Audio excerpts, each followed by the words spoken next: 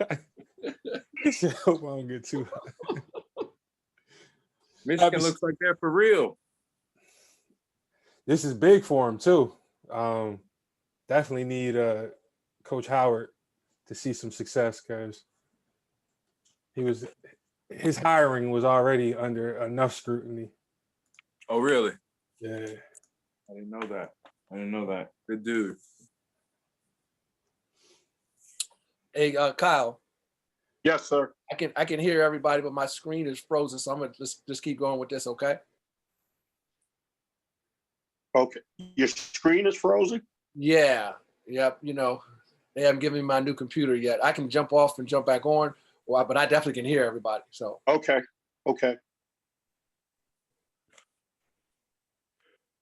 Coach Sutton, they know you off the road right now, so yeah. So what you said, Dr. Gill, when I asked them I need a new computer, they're like, okay, Kel. Welcome everyone. We're going to get started in 2 minutes. Good to see everyone coming back into this space. This is the finale. It's been great 3 weeks thus far, and we know this is going to be a good last weekend. And we just thank you for taking time out today. So we're going to go ahead and get started in about another minute and a half.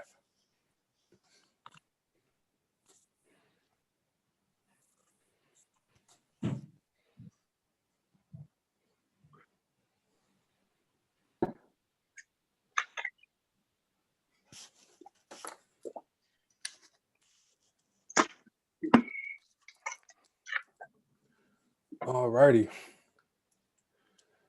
Well, welcome everyone. Thank you again for attending us. This is the finale of our huddle up over the transformational book, I Came as a Shadow.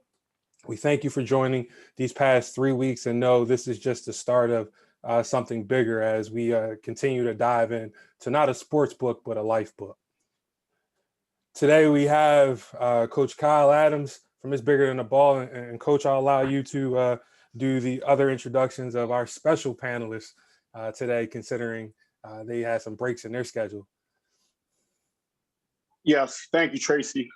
Again, welcome everyone. Joining us this week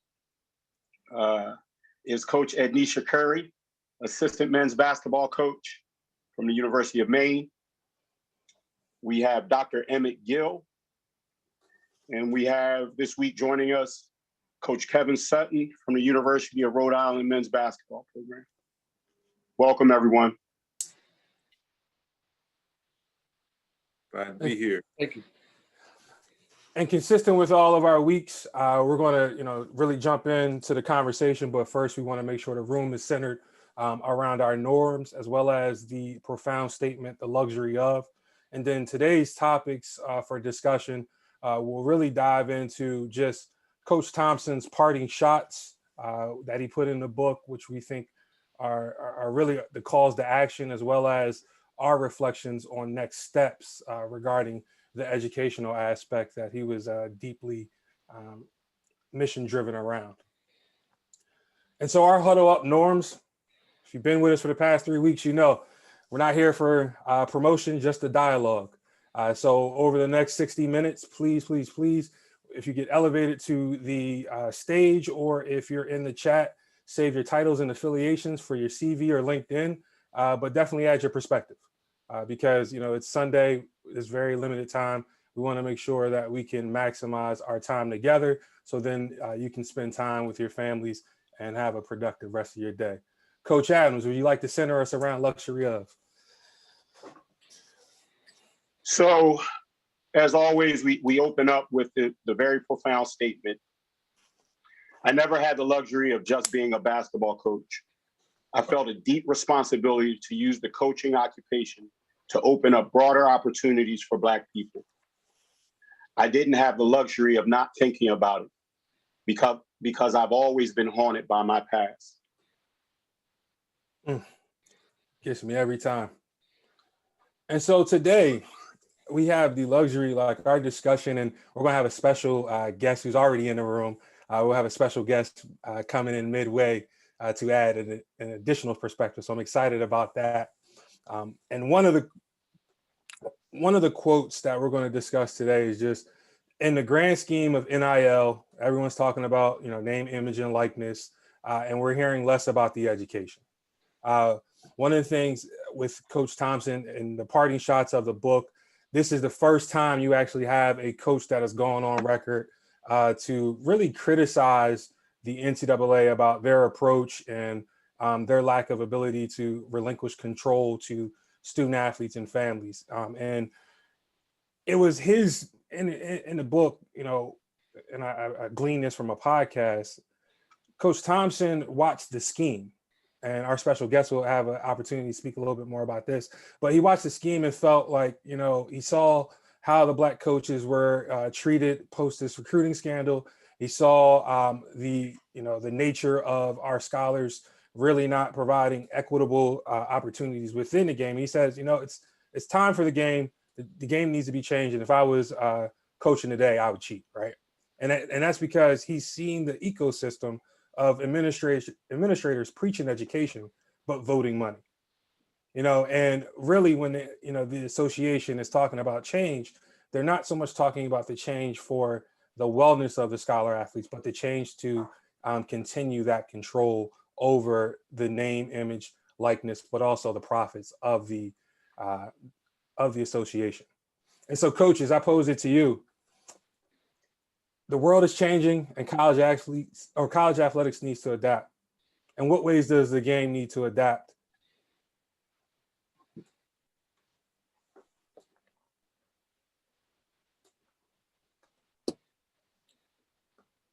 Well, Sudden, what? Yeah, I think that first and foremost, we have to understand that it is a business. First and foremost, it's a multi-billion dollar business, and we have to understand that with that, there's things that are going to continue to happen, and people are going to make business decisions that benefit them. We can look at during this pandemic, all these decisions to play and not to play, and the leagues the things that are going on. Is all money driven. And so if we continue to not allow ourselves to understand that this is a business and learn that it is a business, yes, it is a game that we all fell in love with, but it is a business, and the people that are running this business are no longer coaches. The ADs now are businessmen that come from the business sector, and they think like businessmen. So the thing that we have to understand is we have to continue to give the student athletes the proper education from a standpoint of understanding, getting an education, but also understanding how it is a business and how they can, play a role in that. But we can't continue to give the student athletes, all the power where they can now rule over coaches, because you see with the number of student athletes in the transfer portal and the ruling that's coming down now where student athletes can transfer and be eligible right away. That's just free agency at the collegiate level, and we all have seen it at the professional level. What happens when the players are in more power and have more power than the coaches? That's all going to trickle down to the collegiate level. Where coaches are going to, be fired, because they aren't going to be able to, handle their players, and the players aren't going to want to play for them, and they have more power. So all this stuff is just, we have to be really careful, and we have to, because we're going to eventually kill the goose to lay the proverbial, golden egg. So that's just my thoughts about, around the idea of big business in college athletics.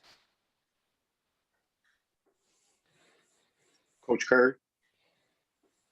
I think it's like Coach said, it's 2020 hindsight on both sides. You go too far on one side for the athletes, the coaches struggle. You go too far on one side for the coaches, the athletes struggle.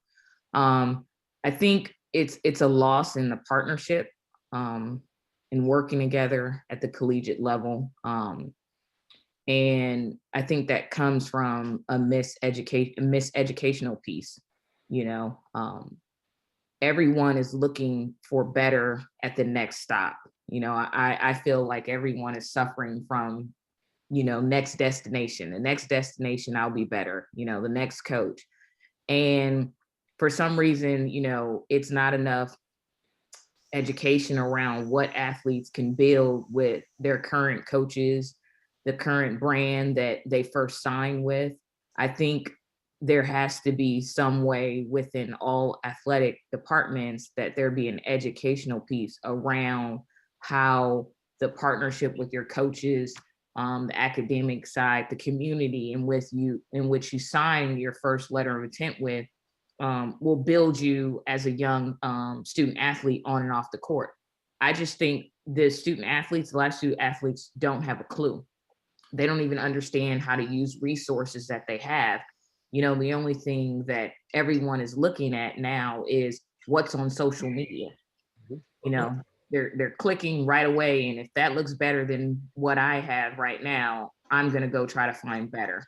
So I think it comes down to coaches realizing that it is a business, and when we're approaching this relationship, our plan has to be about creating a business for these student athletes, both on the court and off the court, because we can't just be about basketball now, because the world is showing them more than basketball. And if we miss out in showing them that business aspect of what our brand and our relationships and our network can give them, they are going to leave, and they are going to start taking over and just becoming free agents, because that's what's happening in the transfer portal. I think just to further both points, it's, you know, we're in a day and age where it's on the coaches to have to improve what it is they have to offer, right? Where they have to really step their game up. And I think and we know this, that, you know, coaching is a profession where we want kids to improve and learn, but the grand majority of coaches aren't willing to do the same, right? And so I think what we're seeing is we have coaches who don't really want to step their game up in what it is they have to offer. And it's easy to just, quote unquote, drop the bag, because I don't have to expand my offerings and how I help you build and scheme out your business, your identity, and the thing, you know, so you can have something of your own. And I think that's the thing that I question and have concern with is this really an equitable partnership? You know, university. So we're saying that an opportunity to get a degree is equitable to what coaches and institutions make from this transaction. And I think Coach Thompson talks about it, you know, where we act like going to college is a religious experience. You know, I question when we talk about young people being educated, just what are they being educated with and to do, right? Are they being educated to create their own, or in reality, are they being educated to go work for someone else? So I think there are some things that need to change, but I also think, for me, it always comes back to us as the teachers and educators. How can we expand our offerings in what is a competitive landscape? If I'm a parent and I come and visit and you have a plan on how to help my child take full advantage of all their skills, talents, and branding, then that may be more appealing to me than, say, another institution. So I question in this current model where we see there are a lot of people who have amazing lives and are able to do unbelievable things who don't finish college or don't finish with degrees. So that's just my question. You know, what is it that coaches are going to do to expand their offering? And Dr. Gill, I want to bring you in here because during our pre-call, you talked about this, where it says if you don't win, they fire you. To win, you have to beat schools that cheat. And so when we're talking about changing the association, because that's what Coach Thompson, he stated after his son came to him and said, Dad, I thought Georgetown was different, right? And so when we're talking about change, you work with a lot of Power 5 schools from the social equity, social justice lens. What's the pressures that when we talk about this big scale change of being left out of the new environment? Yeah, Tracy, I let me process that for a minute. And if I can, I want to step back for a second. Okay. Just because in terms of talking about this NIL, you know, if you think about it in the context of some of the things that Coach Thompson was trying to teach his kids, you know, you wonder with all the guardrails that they're proposing for NIL, whether, you know, a person like Coach Thompson or Coach Cheney or, you know, a Coach Smart might be able to operate. You know what I'm saying? Because Coach Thompson, through his book, taught us a way where he was forward thinking about business, right? You know, how was the Nike ball positioned? You know, what was the contract going to look for in terms of apparel? Under the model that they're providing, a John Thompson wouldn't be able to do those things, right? And so, you know, that's concerning, you know, about the model, even when we talk about what coaches and schools have to offer, because the essence of NIL legislation is that there be sort of a separation of school and branding. You know, you can teach the kids how to do it, but can you sort of introduce them to the intricacies of business as it was explained by John Thompson, you know, when he was sitting at the table with Nike, you know, and things of that nature. You know, with regard to your question, Tracy, you know, I just believe Black athletes are going to get left out of NIL. I just do. One, you know, there's not going to, there was probably the most expansive piece of legislation proposed last week, which basically says it's going to be a free market. And basically there is going to be some group licensing. We don't know if that's going to happen. And I'm afraid that if group licensing does not happen, you know, with the new emergence of EA Sports as a game, that our Black male and possibly female athletes, well, I'm going to say Black male, because I think Black female athletes can prosper, you know, if they've got their eyes on the prize.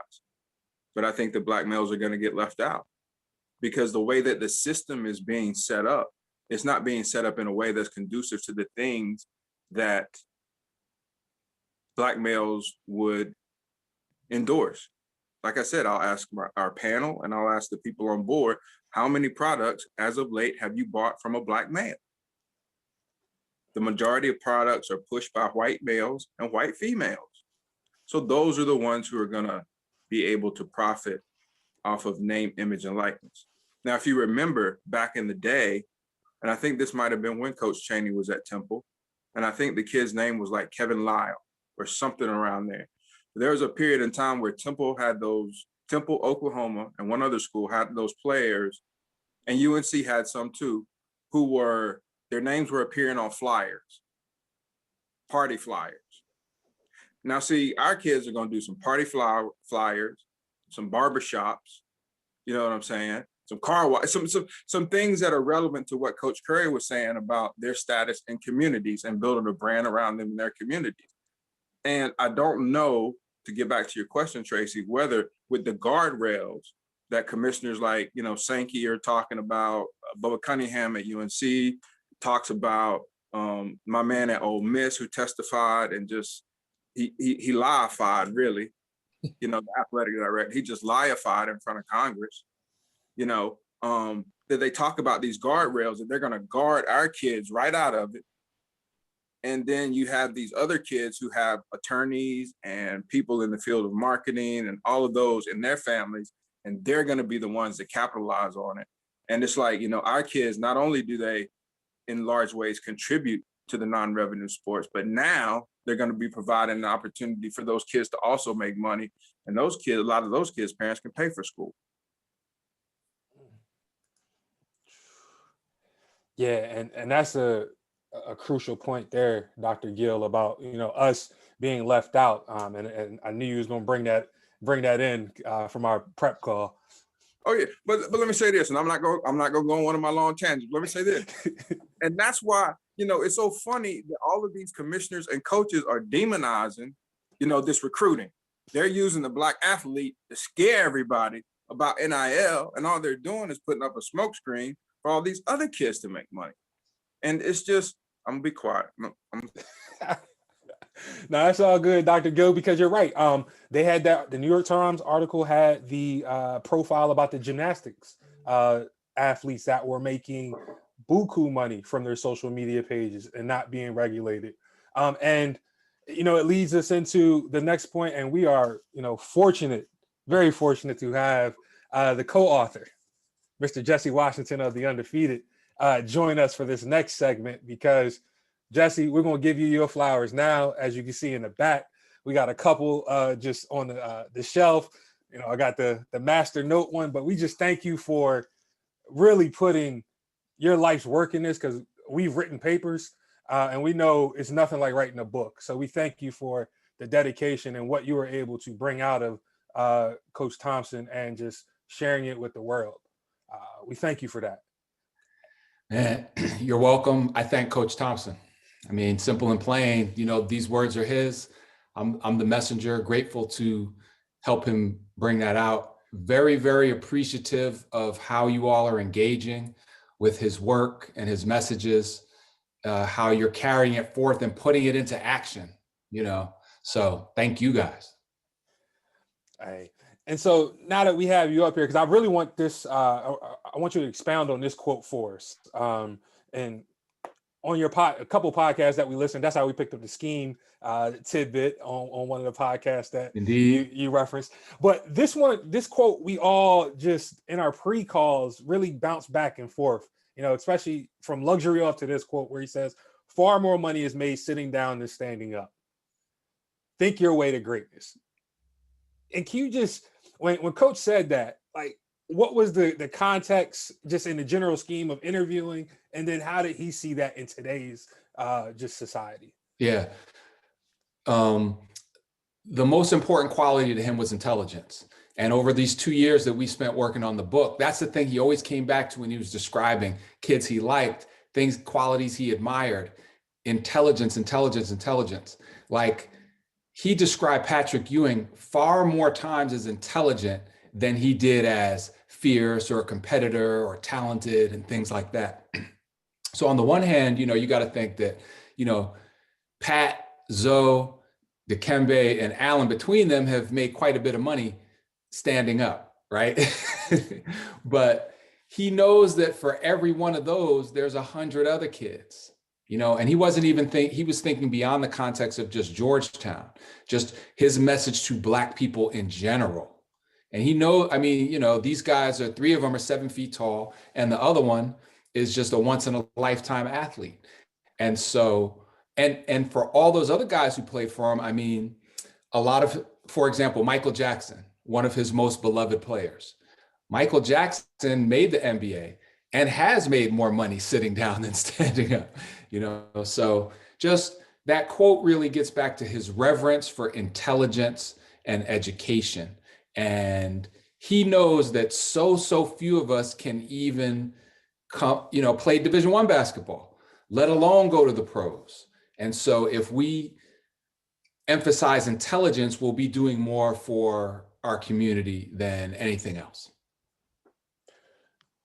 And so I'll just follow up to that, because I know you have scholars within the system right now, or on their way in the system. And, you know, your son is competing here in Philly with us at Drexel. And just how do you feel that the current collegiate student athlete is being exposed to your book right now? And do you feel any of these coaches having these real conversations around the literature that you provided, or just in general with the scholars that they're mentoring and educating?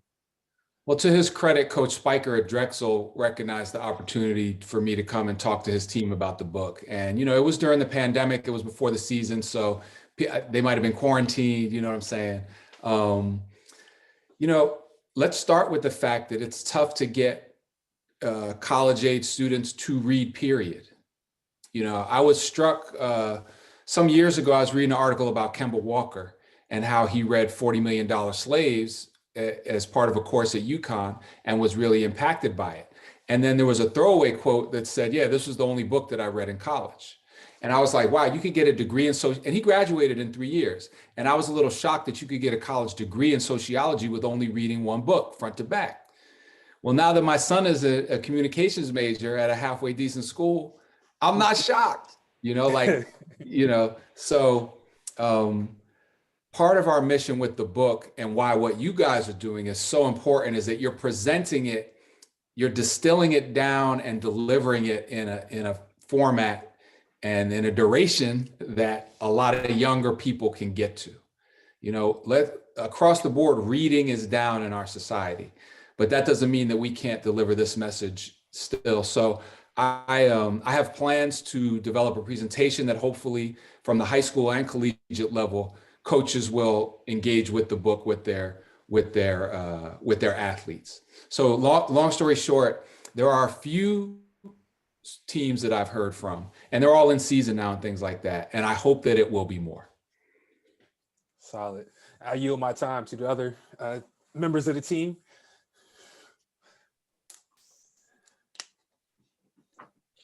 Jesse, go ahead, Kevin. Coach Sutton.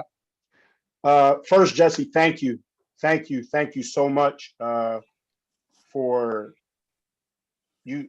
This is an amazing piece of literature. One of the things I want to ask, in the time that you spent with Coach, you got an opportunity to spend with Coach. We're of the same generation, and there was an image portrayed of Coach Thompson, right? And I'm a 70s baby raised in the 80s, and he was portrayed as this big black intimidating, this big intimidating black man. And one of the things that I read, I read the book Big Man on Campus, and I really, I thought it didn't cast him in the best light.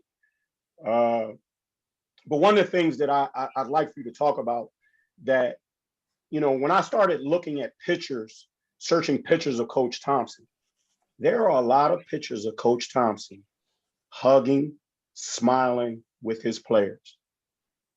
Like a lot of pictures. Yes. Looking them in their face, embracing them.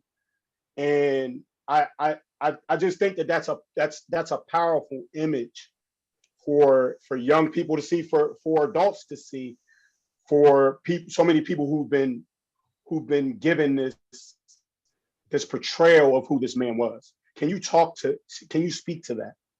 I'm so glad you picked up on that, because what came through in the time I spent with him, let me just take a pause to say how grateful I am to have spent 2 years talking to Coach Thompson. Incredible gift. I'm very fortunate to have, I don't take that for granted at all. So one of the biggest things that came across during that time with him is exactly what you saw in these pictures, was love for these black men. The same black men that in our generation, when we were coming up, everybody was scared of and called them thugs and criminals just because of their appearance and because they played hard. I mean, it's still infuriating to me to this day that, a friend of mine from high school, a good white friend of mine from high school was talking, got the book and read it. He was like, yeah, I didn't know anything about it, but I knew my brother hated Coach Thompson because he said he had a bunch of thugs on his team. What is that like to this day? I mean, it's infuriating. So imagine how Coach had to just tamp that down, but when you see him hugging people with an arm on their shoulder, with an arm around their waist, he's loving on these young black men. And everything that he did came out of a desire to protect them. That was all of the heat that he took, keeping reporters out of practice, removing them from where the games were being played, his defensiveness. He was, there's a lot of black women were such an important part of his mentors, his earliest mentors, and he took so much from them. And there's a real mama grizzly bear aspect to this man. Mama bear gonna leave you alone. She in the woods, she doing her own thing, getting some nuts and berries, hanging with the kids. But if you run up on mama grizzly bear, she will eat you up. You know? And so it's a maternal instinct that he had. It's amazing, you know, and that really came out, that desire, you know. Now, I'm sure a lot of the players, when they was getting MF the hell out, they wasn't feeling like they were loved, you know. And so he was, you know, he had that other side of him. But I'm so glad that you picked up on it. And I think a lot of, so I've been around a lot of coaches on the high school and college level. I've observed them, I've interviewed them. And I think that they know in theory, yeah, I'm supposed to love my guys. And I think sometimes they do try to love their guys.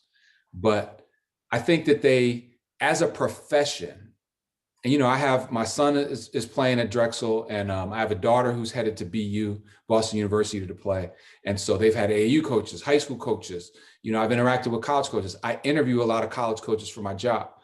And I think that they need to be more intentional about developing that skill, about how to build that relationship. All the coaches know that's what they're supposed to do. And what you folks were mentioning earlier in the call about preparing them for life and bringing them to school to educate them and all that, in the abstract, they know that. But to do it is a skill, and you have to do it to the detriment of some other things, sometimes maybe winning.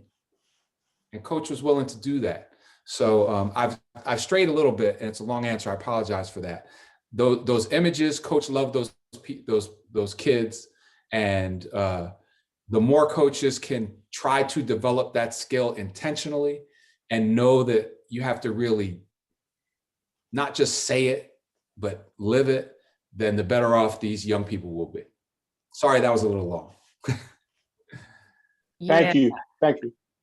Yeah, I'm glad she went off on a tangent and brought the, you know, the Black woman status into the conversation.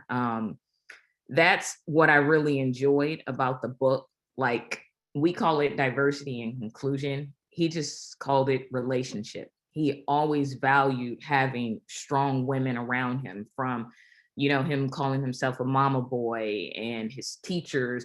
Like, he valued having women around him, and even on his staff, being one of the first men hiring women on his staff, that was something that he felt he needed. He needed that peace, he needed that conversation. And I think it's great. And it's funny, but it's not. But just looking at everything now, when I'm hearing stories of Coach Thompson and John Chaney, just their relationships with women, and especially strong Black women, is such a relief. And it's very powerful in that partnership they had with these women, and how this relationship helped them as coaches, and it helped grow us too. And I think, you know, that's needed a lot in college coaching. You know, me being one of the two women that is coaching men's basketball, I don't think men's basketball or the sports world sees the value in that relationship. And I think it's needed more. And I hope that as we study the greats and we bring out their legacies and their stories and their empowerment of women in that relationship, that it continues to break these barriers and these chains, because he always goes back throughout his success and his stories to all these phenomenal women. And it's just, it warmed my heart. It was refreshing to hear, and just how confident and unafraid he was to talk about the value of these women in his life throughout his process. So yeah. I really thank you for sharing that part of Coach Thompson with us. It meant a lot to me. Oh, you're welcome. I mean, he had a feminine side, and he wasn't afraid to express it. This big whole, he had a feminine side. What really hit home for me and caught me off guard was when I was asking him about Fred Brown and hugging Fred Brown after he gave away the national championship. And he said, I give my mother more credit for that hug than I give myself. And, you know, for me, having the very good fortune to be married to a strong woman, and so many times when we're, working to raise our children, and I'll have a response to something, someone messed up, and I'm gonna be mad, and I'm gonna hold them accountable, and I'm gonna make sure this doesn't happen again. And her, you know, and she has frequently a different perspective, which is often better than mine. And so I think that that's part of Coach's skill set that he acquired, and why he was so, because I mean, y'all know, coaching is so much more than the X's and O's, you know, probably majority more than the X's and O's. And to have that emotional intelligence, you know, I mean, he got so much, probably most of that from women. So thanks for that, Coach Curry. I'm glad that that hit home for you. And Coach would be ecstatic to see you reading this book, and he would be ecstatic to see you coaching. So rock on. Thank you. Jesse, how you doing? This is Kevin Sutton from the University of Rhode Island. I have a unique perspective because I grew up in the DMV and watched Georgetown, watched Big Coach literally build Georgetown, that program, when he started on Channel 5, local TV, and then playing the McDonough Gymnasium, a lot. And then also Michael Jackson was one of my, AAU teammates. So, once Michael went there, I got an inside look. And then speed the clock a little further, I had the opportunity to coach Ronnie Thompson, his son, in high school, and then work on John Thompson III's staff at Georgetown for 3 years. So when this book was being talked about, I was just elated that it finally came through, and they could not have picked a better person to write this book than you, because you truly have captured the essence of who he is. I got it for Christmas, read it in 2 days. It was like a history lesson. And I tell everybody, that it should be required reading. It should be a required reading for every single person who is put themselves in a position of leadership. And you've just mentioned two things. I have found, and I've discussed this with Dr. Gill and with Kyle, that in coaching, what you have is people who are coaches of their teams, and then you have people who are leaders. And it's really become more evident during this pandemic, the social pandemic, racial pandemic that we're going through, as well as the health pandemic that we're going through. There's guys out there, or people out there, who only coach to win, and they don't care about anything else. But then there's leaders. There's leaders like Big Coach that's literally and figuratively stood for something. And then you just touched on the piece that I think that separates the great leaders. They have emotional intelligence, and all the way down to the little nuances of his towel over his shoulder was indicative of his mother when she washed dishes. Unbelievable. And Jesse, I just simply wanted to say to you, you captured everything about this man that this world needed to know, because back to the book that Kyle Adams referenced, that was a slanted view written by the Washington Post with the intentions of doing one thing and one thing only, to lead people to that thought that your friend had of this man. And this book right here, your book, just spells it all. And he said it in his words. So man, kudos to you. And thank you very much for an outstanding author. It's an outstanding written book, just outstanding. Oh man, Coach. So thank you so much. And when folks like you, who are so intimately involved, can say that it's good, then I feel like it's a job well done. I read that other book also as part of my research, but the funny thing is I was like a little nervous to let Coach know that I had read it. So I would like keep it in my bag, and then one day I just mentioned sort of offhand, like, yeah, sometimes I read these things for research. You heard of that book, Coach? He was like, yeah, I know that book. Stop right there, right? That was the end of it, right? But gradually he understood. I said, yeah, I'm just, research purposes. And you're right. That book was, it was the epitome of all of the misconceptions, and a lot of them deliberate, yes, of him. And, we, in the book, we agreed. So I'll give you all some behind the scenes information. He didn't have any interest in going after all these writers and saying this person did me wrong, that person did me wrong, but so many of them did it wrong. So I was like, Coach, how about this? How about we just make an example out of one person? How about we just give one person the business? and if you're gonna do that, you got to go after the biggest fish. And so, this man from Sports Illustrated had to catch a couple. And that was really me getting sort of righteously indignant about that. Coach didn't really hold any special animosity toward this guy, or probably even really remember him. You know, he kept it moving. But he was acutely aware of how he was misportrayed. But at the same time, he's like, I'm not going to give y'all the satisfaction of slowing down to argue with y'all. I'm going to keep doing what I'm doing and maintain the courage of my convictions. You know, Coach Sutton, the thing you said about leadership and coaching is so important and apparent. And, you know, from observing the way things work, it's, you know, there's this thing that happens across any organization where a lot of times folks get promoted to their point of incompetence. Oh yeah, you got the experience, you're supposed to get this next job. And a lot of time it's the white man who's just like, well, yeah, we're giving you this job. And while not really checking to make sure, do they have the skill set that's necessary for it?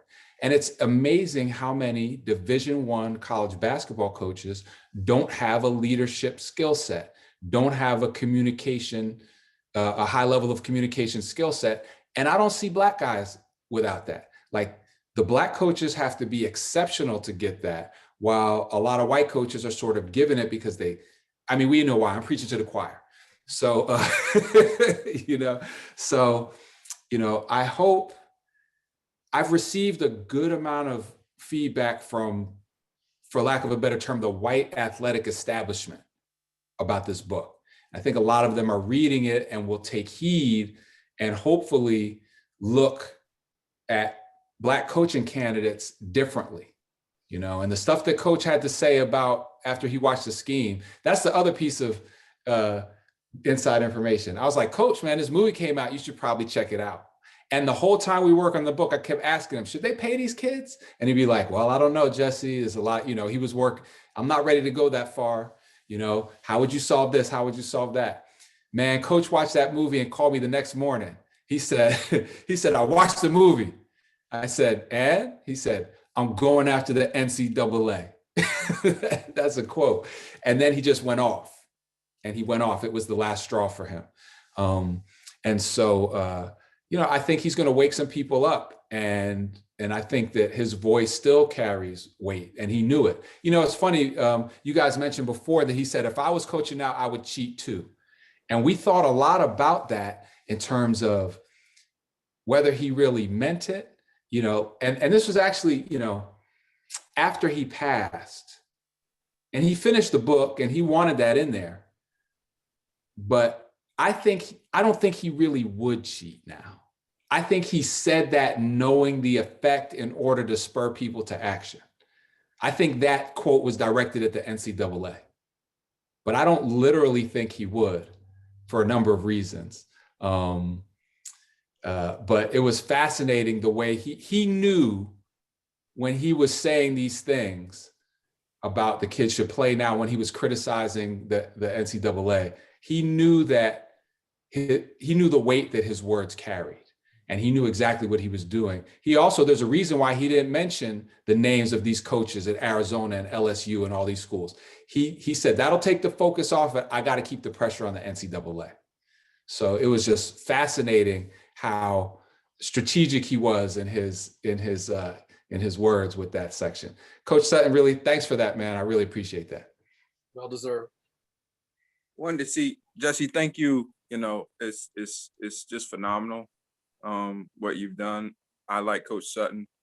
You know, I'm not a big book reader, and I'm a college professor, but I'm more in the short stuff. And it's just such a blessing what you've done. So I think you answered already my first sort of question that I wanted to throw out. And that was sort of like, how much of the book was your feathery touch between what Coach Thompson really wanted to say? You know what I'm saying? And how you navigated that. I think you answered that. If you got any more to add, please do.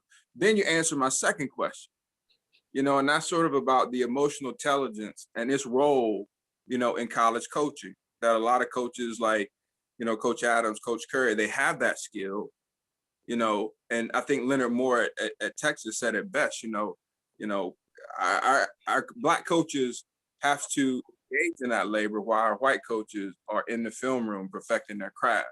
So then you covered that as well. So I don't know if you want to add anything to those. But my third question that I had to come up with, because my colleagues know I always got to say something, is who is or who has the potential to be the John Thompson you know, now or in the next 5 years, or do we even have? Wow. And I've done a lot of interviews. Nobody has asked that. That's a terrific question. So thank you. Okay. So first thing, feathery touch. They weren't, so when he hired me for the book, it was implicitly and explicitly clear in our agreement that, yeah, if you don't get the job done, Jess, you're gonna be up out of here. And here's another thing that a lot of people don't know. Some of our older amongst us might remember the late, great Ralph Wiley. Nobody has done it better than Ralph Wiley. Coach told me, Ralph, he said, I loved Ralph. He was one of my favorites. He wrote an autobiography of me and I didn't like it. And I told him to put it away. And I was like, what? Ralph couldn't do it. And now I was supposed to. But I also understood, being a student and a disciple of Ralph's, and I got all his books, that Ralph was Ralph, and he was going to bring a lot of Ralph, and Coach wanted this book to be Coach. So I was like, all right, let me fall back and just give it to you straight Coach. And then about a month into it, his son was like, yeah, I read a lot of your stuff, Jess. This doesn't, John, JT3, this doesn't sound like you. I said, it's not supposed to, it's your pop's book. He was like, yeah, but you might want to bring a little bit, you know, more flavor. And I was like, oh, I get to take more shots? Like, I'm over here passing the ball and playing defense. I get to take some shots. He was like, yeah, you could take some more shots. And I knew I had the right, so I started to do that, and Coach would like it. I would put it together in a way that I like, it's always his idea, but I would sort of put them together. The closest analogy I could have is, you know, those great Georgetown teams played extremely disciplined. And I asked your friend, Coach Michael Jackson, I said, yeah, y'all were just, these were the plays, you would take the open shots. He was like, no. He knew if I could beat my man, he would give me freedom to take my man in the context of the offense. And that's sort of what I did with the book after a while. There's one phrase that I totally came up with on my own, and it was in the beginning. And he was talking about Our Lady of Perpetual Help and how they kicked him out because he couldn't read and they didn't want to teach him. And I said, so I just came up with it off the cuff, I guess, and Coach was mad funny. Coach was a very funny guy. So I wrote, I guess the help wasn't so perpetual after all. And one time we were in a meeting with some publishing executives selling the book, and Coach told that joke. He said, yeah, and then they kicked me out. I guess the help wasn't so perpetual after all. And he looked at me and gave me a glance like, yeah, I know you just gave me that line and I like it, so I'm going to say it. So I did add some of my feathery touch, Dr. Gill. And it got to the point where Coach would be talking and venting and going off and being passionate, be like, you know how to hook it up, Jess, go ahead and hook it up. So there's the answer to that. I got to freelance within the confines of his office, of his offense. And then who is the next John Thompson? Coach frequently bemoaned the fact that there was no more people with the stature and the clout, which really kind of comes from winning and also standing for something, but the winning part comes first, right? And he was acutely aware that everybody who won a national title got either fired or forced out except him. You know, the only other three. So in a lot of ways, Black coaches are worse off than when him, Cheney, Raveling, and Nolan were still here. Man, you know, I think that, I don't know. You know, I don't know. I could throw out some names that all you guys know, but, you know, is the universe, I mean, you know, like, I don't know. I don't know if this current environment will allow it. I think that the paying of players has gotten to the point where you're compromised, you know, and if you're, and I think that someone that we don't know, someone low on the radar, probably an assistant somewhere, and then events are going to have to come together and they're going to have to be presented with the opportunity to do something meaningful while winning. That's the best I can do. What, anybody else have any thoughts on that? Who is the next John Thompson? Not the next John Thompson, but it does lead us into the next portion of this discussion, because just recapturing our purpose, right? And one of the things that Coach Thompson, and again in our prep call, we really kind of, talked about the BCA and really how the BCA, as Coach Thompson said, took their eye off the ball, right? Because now there are no Black college coaches today with major influence. And I think that speaks to a lot of why we're not able to name one right now, is because we know they're, within the system, within the confines, are afraid to speak out, are afraid to, step up to that podium and really say, this is what we stand for, right? And so one of the things that I wanted to pose back to you in regards to Coach forward thinking, how did he view some of these associations and some of the infinity groups that have been created since his time with the BCA and just overall? He was encouraged by them, and he was behind the scenes, I believe, engaged in them. It was hard for me to not be a journalist when I was around him, because all this stuff would be going on. He'd be having phone conversations. Folks would be calling him. One time I was on the phone with him and his son, and they were talking about one of these Black coaches associations. And this was during COVID, so we weren't meeting in person. And then JT3 literally said, "Jesse, put down your pencil." And I believe I had it in my head.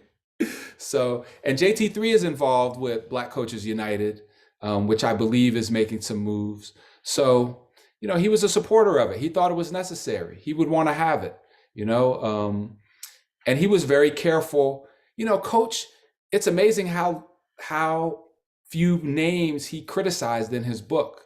And he had a lot of things to say about some of the folks who were part of the demise of the Black Coaches Association, and trifling niggas, as he described them, but he didn't want to put them out there like that. And he let a lot of white folks off the hook too.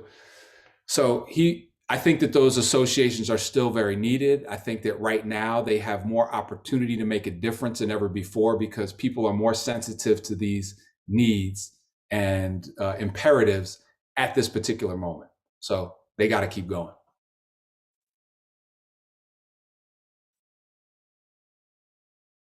And if anybody has any news from any of the Black Coaches Associations that they feel they need a reporter to talk to about, holla at your boy. That Jesse, would you say that to further Dr. Gill's question, would you say that the thought could be, so I know that, some of us would definitely consider Dawn Staley as someone who's out on the front lines, speaking and taking stands for different things, but also that we can all operate in that position, regardless of what level we coach at. Just really being committed to standing for young people and their growth and development over winning. I'm talking about junior high school coaches and middle school coaches and college coaches and professional coaches, regardless of what level. Tracy talked about the BCA, and that video of the BCA still gives me chills, with him talking about just, we see what's going on in our communities, and y'all act like we supposed to just be concerned about winning a national championship, and really having a level of commitment to the people, using this opportunity to coach at this institution to really lift communities and people. And, is the thought, in your opinion, or would you say from your time with him, that we can all operate in that role from whatever seat we sit? 1,000%. And I literally got chills when you said that, because I'm thinking about how you all impact so many lives. And when you can help give a young person a sense of self-worth, a sense of what they stand for and what they won't stand for, and then you send them out into the world. So at their job or at their college or on their team or in their neighborhood, then when problems arise, they will stand up. And so the impact of coaches from elementary, junior high, and you know, to live in Coach Thompson's, you know, image and to value the things that he valued has a huge impact. And so thank you so much for raising that. I had not thought of that. And it really puts into perspective and resonance how your organization said, we want 1,000 people to read the book. I mean, that is, you know, creating thousands of John Thompsons, you know? And as far as Coach Staley, the women are really representing super hard right now and doing in many respects a better job of it than the men's side in terms of standing up for what's right. And there's a number of reasons for that, which, you know, I don't have to preach to the choir, but I'm glad that you all brought that up.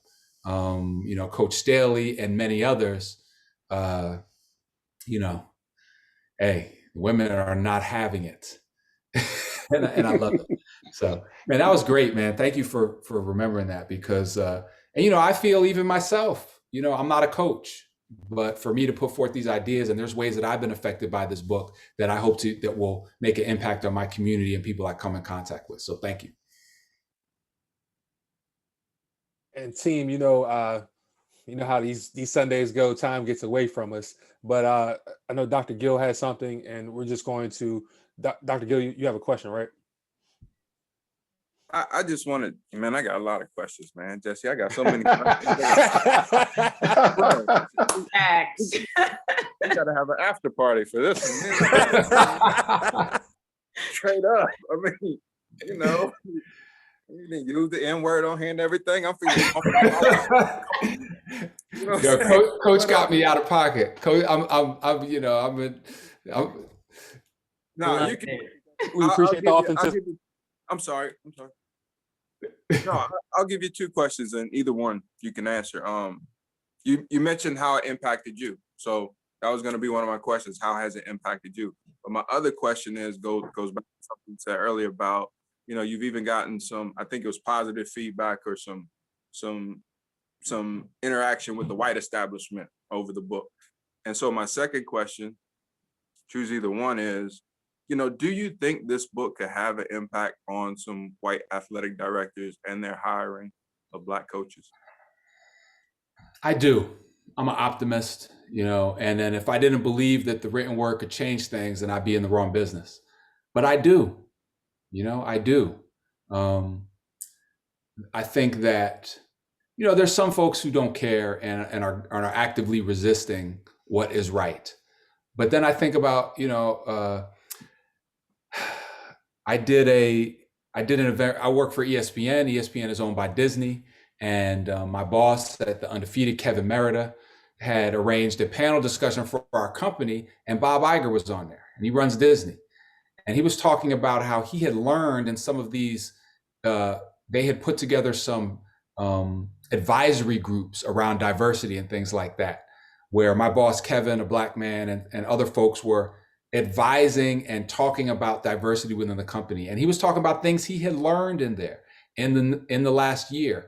And this is the CEO of Disney, who doesn't need to do any of this. He could do whatever he wants, but he cared enough and was affected by some of these things. So there are people out there who care about it and who really want to learn, but still need to be taught.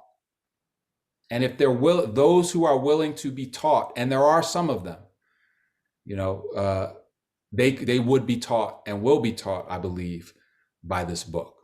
Now, you're not going to change everybody. And there's a lot of people who don't want to be changed and who hated them then, hated Coach then, and hate him now, you know, but they're on the losing side, man, you know. And then as far as what I learned, the biggest thing I really took away from it was his refusal to be apologetic for getting what he earned, to be grateful and thankful and, oh, thank you, you know, like, and it's funny, I have stopped using the word in my interactions with people. If, you know, I get a job over here or some sort of opportunity over there, I have stopped saying, hey, I'm really thankful for this opportunity. And I'm more, you know, I'm thankful in a spiritual sense, But I start talking about, I appreciate the opportunity. Yeah, because why do I have to thank you for something that I deserve? That's so that's the biggest thing for me. Yeah, I appreciate it. I appreciate what I earn myself. Thanks for asking.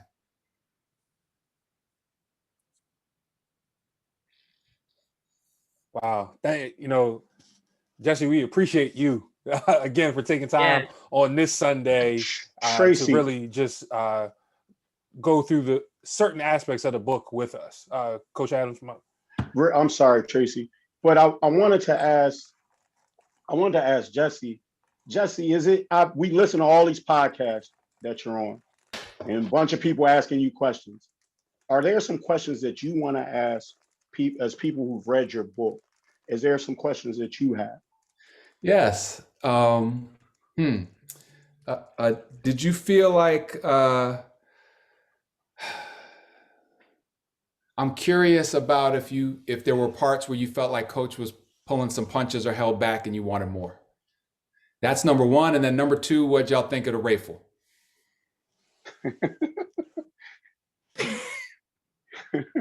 And the Somebody AI. else.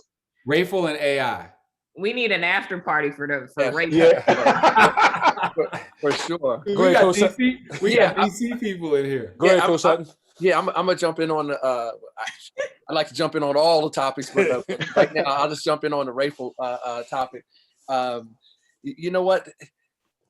I thought you did a tremendous job of allowing Coach the freedom and the space to articulate that story and not allow it to be this grand story where he put the word out, you come up here and all this other stuff. It was all love and all mutual respect. This guy was the most powerful drug dealer of all time.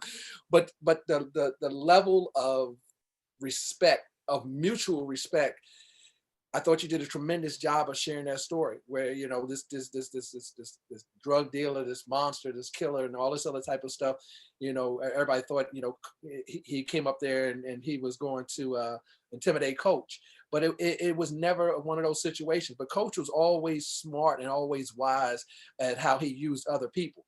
And people don't realize this, the Rifle's two partners, they all love basketball and they were really good players. Bootney and I forgot the other guy's name, but they were Melvin Middleton. Those two guys were really good players themselves, and they love basketball and they love Georgetown basketball. So they were able to say, hey, look, man, we can't do this. You got to go up there. We got to listen. You got to hear this man out. Coach showed him the love and the respect that he had earned. And he just simply said, look, just stay away from this. And I thought you did a tremendous job of telling that story versus the story that was exaggerated. And that was that was the untruth. You got to the truth of it.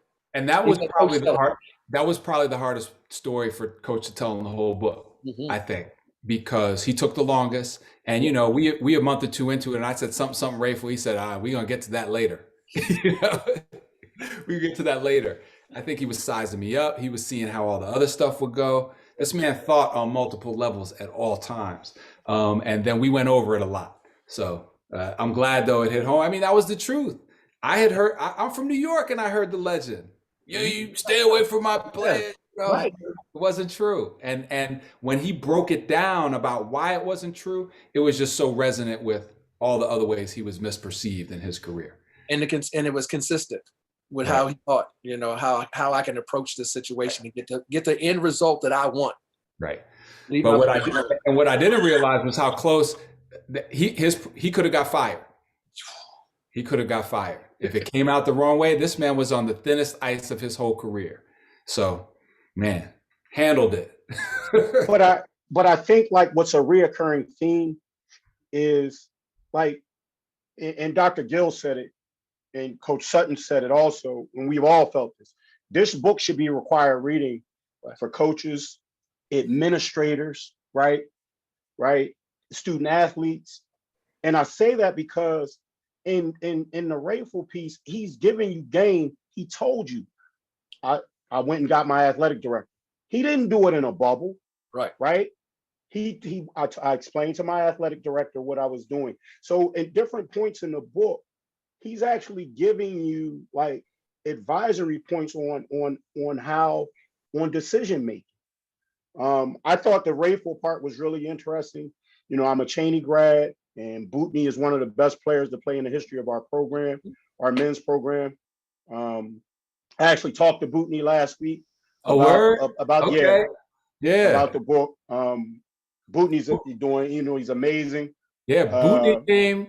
He brought Bootney in, and we talked to Bootney he probably told you, but for everyone Yep. else's benefit, he came in and we talked. One of my favorite lines in the book was he said, Bootney and the other guy later got jobs at Georgetown, and then Coach said, Yeah. he said, I wonder how that happened. Yeah. And so many times, Bootney was like, you know, Bootney was scared to really, because several times in the course of the book, Coach would bring someone in, would be talking to him, and they would look at Coach and be like, Coach, you told me to take that to my grave. And he'd be like, no, it's okay. You can tell Jesse, go ahead.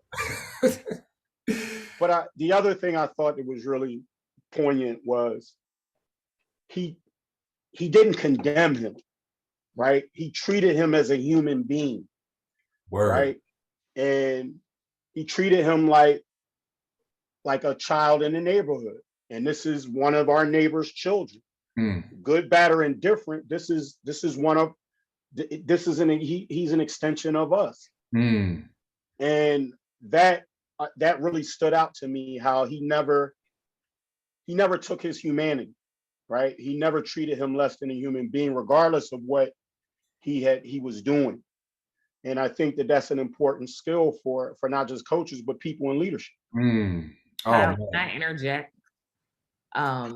That goes to his understanding and his value, like from the beginning with intelligence.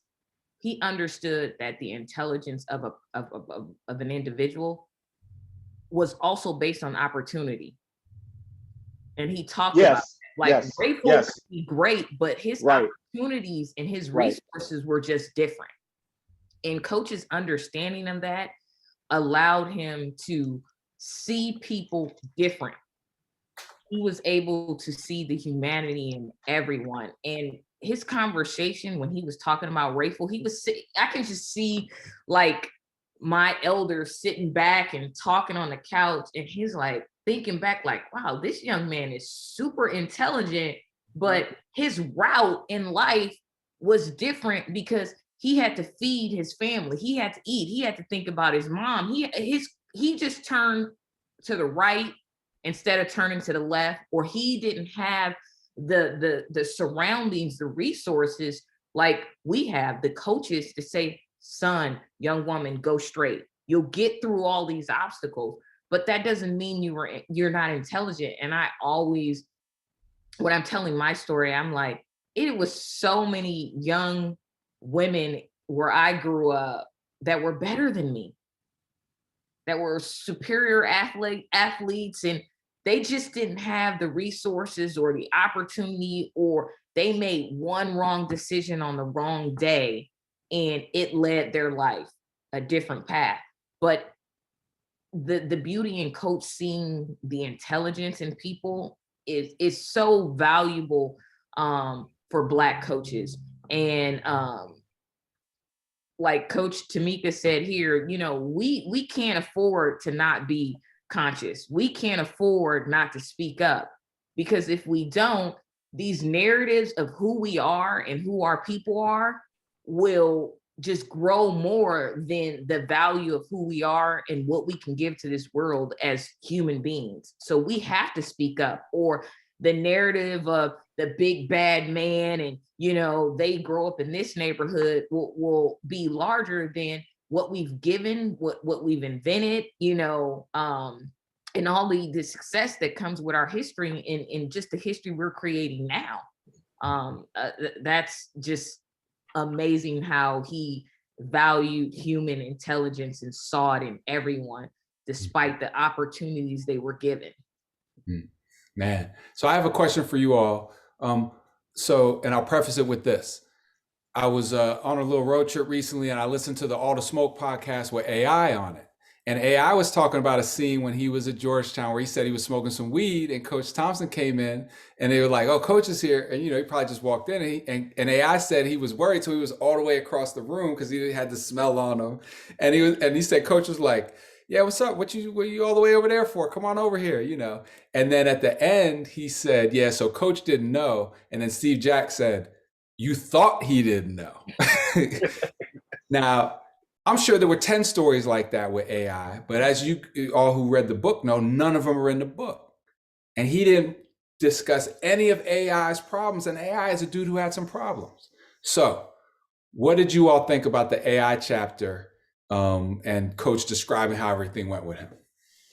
So And I just like to chime in real quick, and I promise I'll be short. I thought I knew a lot about AI and how competitive he was, but the chapter added for me, you know, AI was competitive in everything. Yeah. You know, it talked about around preparation for the game in particular. And the book allowed me a little bit more insight into that, where I was like, you know, we don't hear that a lot about AI. We hear practice, practice, practice, practice. He just shows up. But he was competitive around all of those things that required him to be, you know, sort of the great player that he was. So I really appreciated that depth. Mm-hmm. Hey, Jesse, I absolutely love that chapter. And tell you a quick story. When they were building the Thompson athletics, the practice facility, AI came back, and all of them were there. And AI came back, and out of all the guys that were there, Patrick Ewing, the Kimby Mutombo, Alonzo Mourning, coach's first words were, "The prodigal son has come back home." And he looked straight at AI, and AI was sitting next to Mrs. Lori Michael. Yeah, Lori Michaels. And only thing he did was just go like that to coach, and it was just so beautiful. But he loved him unconditionally for all his faults and everything. He loved him, and for him to say, the prodigal son came back home, and we know that Bible verse. It said all the thing you needed to know. He loved him. He just absolutely loved him. He really did. And to add on to that, one of the things I would say the crux of the book is Rayful, Prop 42, Nike. Those 3 chapters really kind of talk about, it goes from the becoming of JT to the juxtaposition, right? And what I truly appreciated about Rayful, and back to what Coach Curry was saying, was it talks about the opportunities. And what Coach says is like, because of his teaching from Dr. Hughes, like, I have to be understanding of the scholars that I'm, you know, inviting to the campus. And I know that I can't just have a blanketed approach for each of them, right? And so I'm going to do everything that they know that I love them, but I'm also going to hold them accountable. And having that Rayful discussion and how you presented it, I thought it was great, because a lot of and we had this conversation last week, a lot of our coaches sit on that couch and talk about that promise that they're going to do for their scholars. And the first time a scholar gets in trouble, they're ready to ship them home, right? We've all have had conversations with some of our scholars. They get that one mess up, they're gone, right? But the simple fact that he knew what the scholars were going through, he also was able to connect it back to the environment that they came from and said, look, if I send you back home, that's not going to do no good. So let me continue to use my educator hat and put that back on, which I think sets up for the Iverson, case. And because one of the quotes I always link this back to Rayful was, he said about AI's draft decision. He said, I wanted him to make the decision for the right reasons, not because of headlines. And that goes back to Rayful.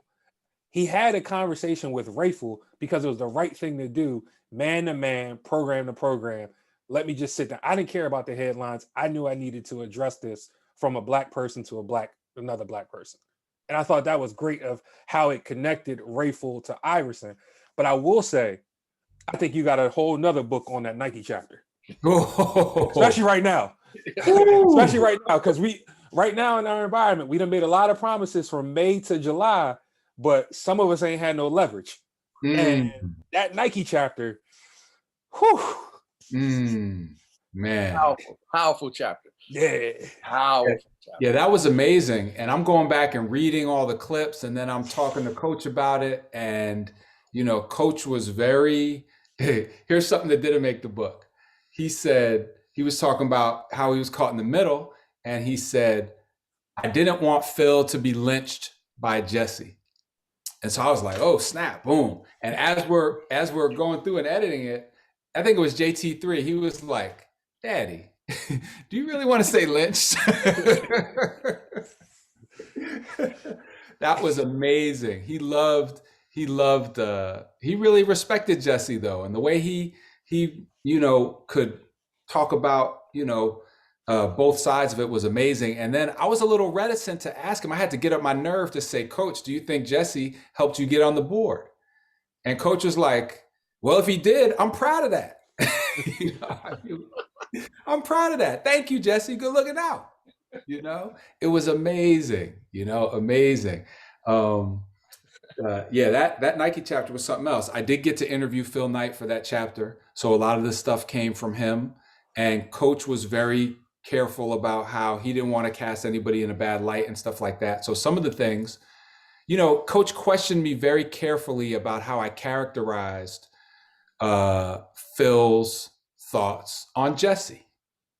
And whether Jesse, because Jesse had a whole thing going where he would be protesting, and then they would hire him to resolve the diversity differences at the firm, Toyota, all these big firms, and he got a bad rap for that. And so, Coach asked me very specifically, well, how do what did Phil say exactly about what he thought Jesse was doing? I probably played the tape or something, and he was like, okay, you can go with that. He was very careful with that. And then, Coach, Jordan, Spike Lee, and Jesse in a room with Sonny Vaccaro playing the back. What? Wow. Like, unbelievable. He said, you fucking with my money now. Yo, Coach is out of pocket. The other thing that Coach kept saying was there was too much profanity in the book. And Coach Sutton, I know, you'd be like, ooh, the most affectionate word you could ever be called was MF. Hey, Dr. Gill, that's when I knew I was in. I knew I was in all the way, Dr. Gill. When I got called MF, boy. Yep. Hey, back in the day, you thought that was your nickname. Yeah. Nickname. What's up with that? 100%. Hey, again, Jesse, we truly appreciate you for taking this time this weekend. I will definitely share the contacts as you develop your offerings. Please feel free to use us. We'll send you some of the other materials that we have as well. But love what you have done with this project. Love just the authenticity that you've been putting out around the project on the different podcasts that I know we've been sharing them throughout our networks, and just saying like, look, even if you don't read the book, here's some, things that you got to go one off. And I just want to give, each member of the team, this has been 4 weeks, and we'll wrap up after this, 4 weeks of really just pouring into the book and sharing some of our perspective with the society. And it's not going to stop here because we know a lot of our programs are, coming out of the season, and we're going to pick right back up in March. But I know some of the members have some closing thoughts, and I'll kick it off to Dr. Gill and go from there. Yeah, well, first thing I want to say, Jesse, again, we appreciate you and we're thankful for you. And I don't know, the literary world out there, but if there are any awards that your book is supposed to be up for that ain't nobody put them up for, and you need somebody to put them up for, holler at us, please. I don't know what they are, but I know they're out there. I got a list. Book needs to be in there. And I also hope you come out with a workbook that talks about coaches' levels of thinking, because I was trying to be a student enough to follow it, and digest it. And I'm gonna get that on my second reading. But I don't know. Transparent, for me, this book has just been a game changer, because before I started reading it, I knew that I had to work on my emotional intelligence, to be honest with you. Emotional intelligence takes you a long way, because for me right now, I view it as the bridge to relationships. If you don't have those relationships, you can be great, but you're not going to be as great as you can be, which is fulfilling your promise. So yeah, I'm really hopeful, that people are going to pick the book up, or that Tracy and Coach Adams are going to continue their work to put the book out there in digestible pieces, because it's necessary. Unfortunately, we do live in a world where, if it's not in a tweet, we're not learning from it. And so I'm hopeful for those things. But it just provided me with an opportunity to reflect a lot on DC spend Garden High School, some of the other spots in the city, living and working in the DMV for about 12 years. So yeah, I'm just, thank you. And thank you to Tracy and Coach for putting this together. Coach Curry, you're tremendous. I'm a big fan of yours now, Coach Sutton. We've developed into brothers, and I think that's the part about it. Jesse, your book brought some people together. Your book is not only going to build young men and young women, but you're going to build communities with this thing. You know what I'm saying? And so I'm just thankful, and I'll be quiet. Thank you.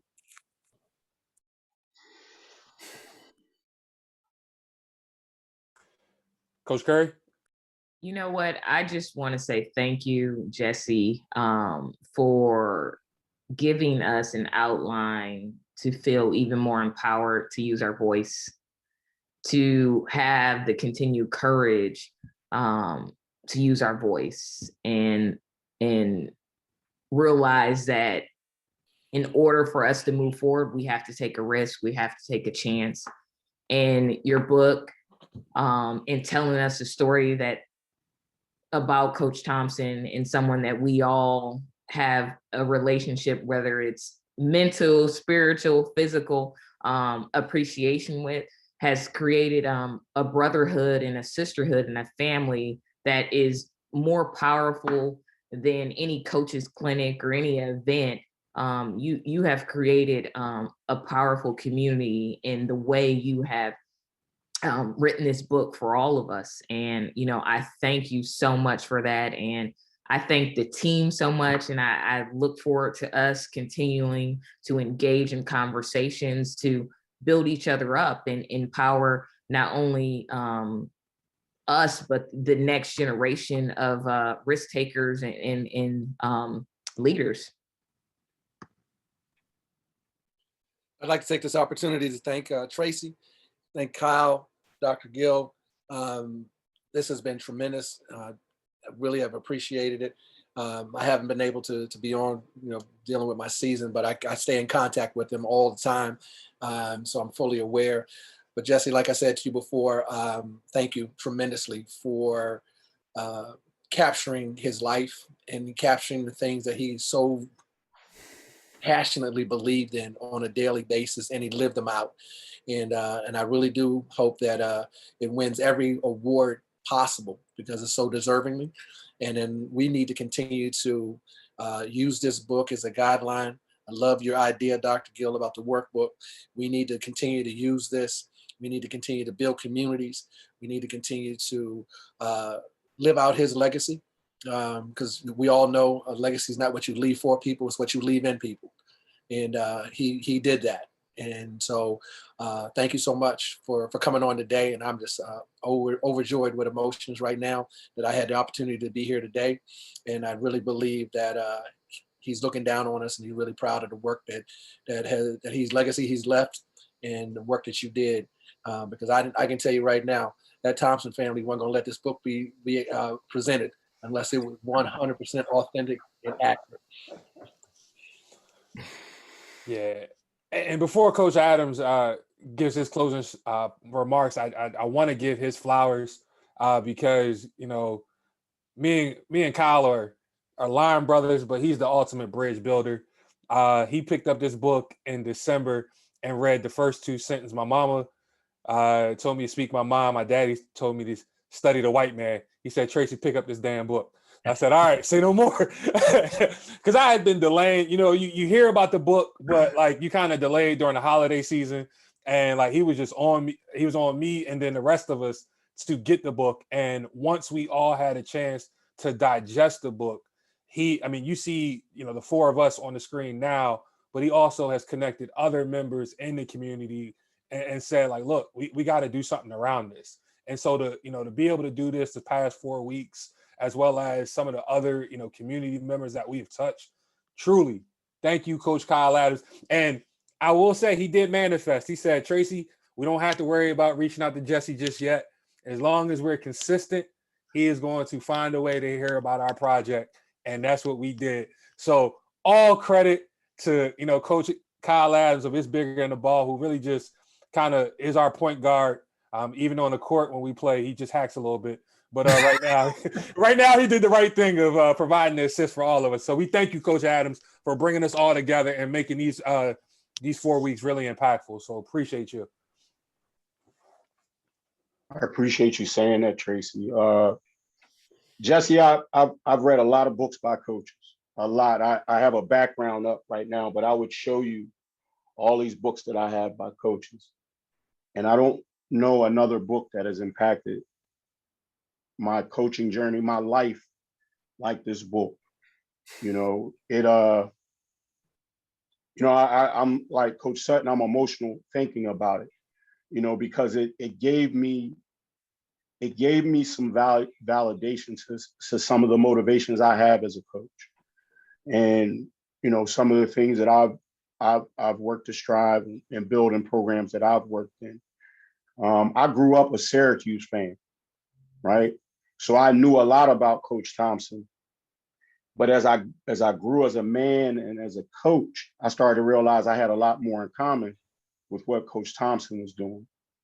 And reading the book, Tracy talked about those first two sentences and how impactful they are and how they weave themselves into every part of the book or in his journey as he continued through life. One of the things I think that you did that really stood out to me is I saw DC, like,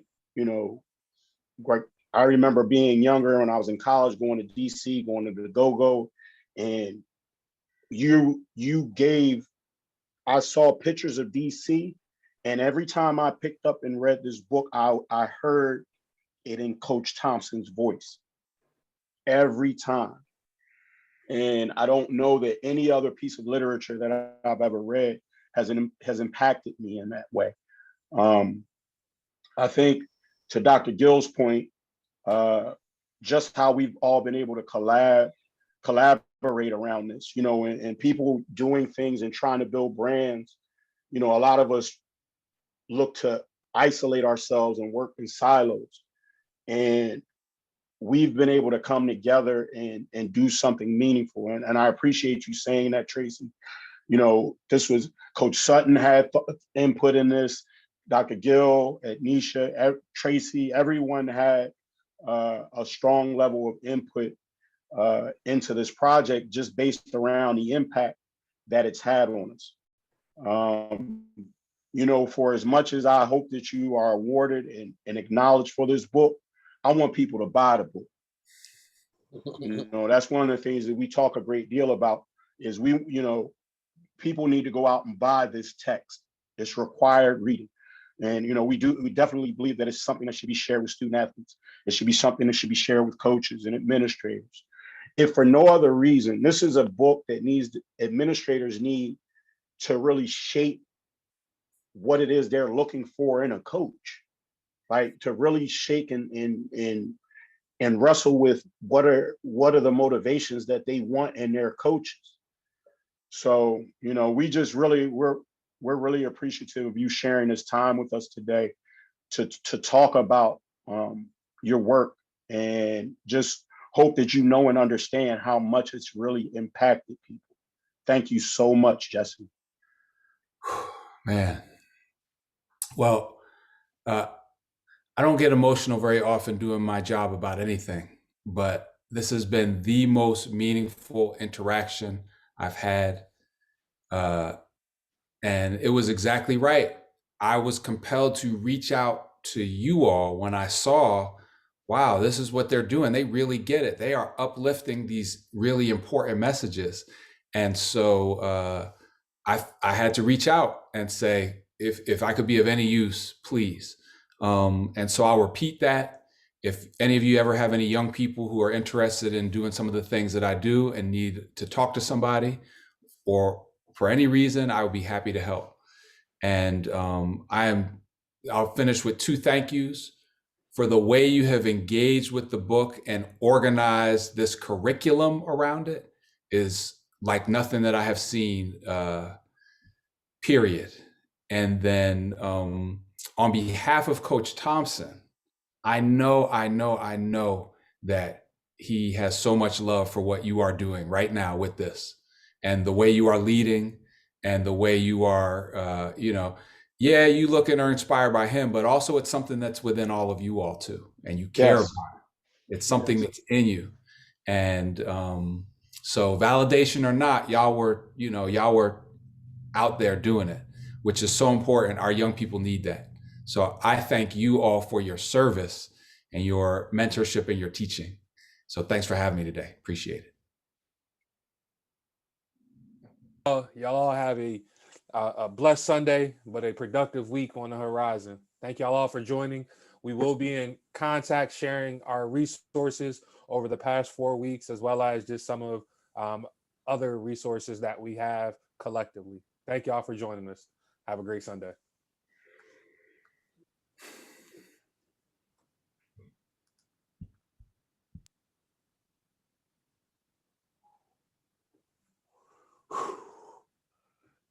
Wow. All praise to the Most High. We did it. We did it. 4 weeks. Four. That was so emotional. I was like, I don't know about you, but I was like, okay, don't become the crying woman on the panel. But I didn't realize, like, when he got on, like, it was, you know how, like, sometimes we don't realize the things we're doing as powerful and impactful because it's just a part of us, like he said it. And for